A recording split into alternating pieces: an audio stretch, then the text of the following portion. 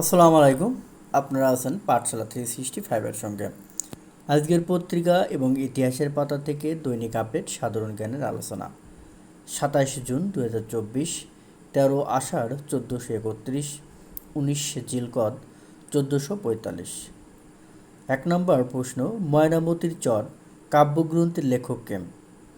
বন্দে আলী মিয়া, মৃত্যু 27 জুন 1979। দেশে মোট খানার পরিমাণ কত?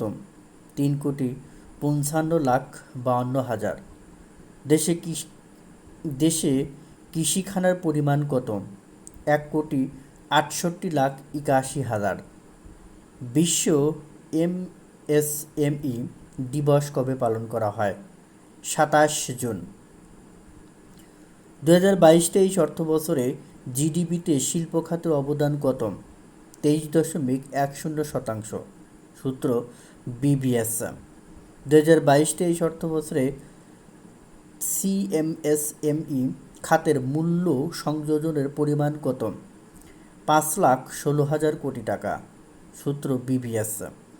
দেশে কুটির, মাইক্রো, ক্ষুদ্র ও মাঝারি শিল্প প্রতিষ্ঠানের সংখ্যা কতটি? 78,18,565টি। মানবদেহের জীবনকোষকে জীবাণুর হাত থেকে রক্ষা করে কোনটি? লাইসোজোম। 1 নম্বর প্রশ্ন, যুক্তরাষ্ট্রের প্রতিরক্ষা সদর দপ্তর পেন্টাগন কোথায় অবস্থিত? খ. ভার্জিনিয়া। 2 নম্বর, জাতিসংঘের উদ্যোগে প্রতি বছরের কত তারিখে বিশ্ব এসএমই দিবস পালিত হয়? ক. 27 জুন। 3 নম্বর, হিজবুল্লাহ কোন দেশের সশস্ত্র সংগঠন? ঘ. লেবানন। 4 নম্বর, ভারতের লোকসভার বর্তমান বিরোধী দলীয় নেতা কে? গ. রাহুল গান্ধী। 5 নম্বর, ইয়েন কোন দেশের মুদ্রা? খ. জাপান। 6 নম্বর, বুকার পুরস্কারজয়ী গ্রন্থ the god of small things এর রচয়িতা কে?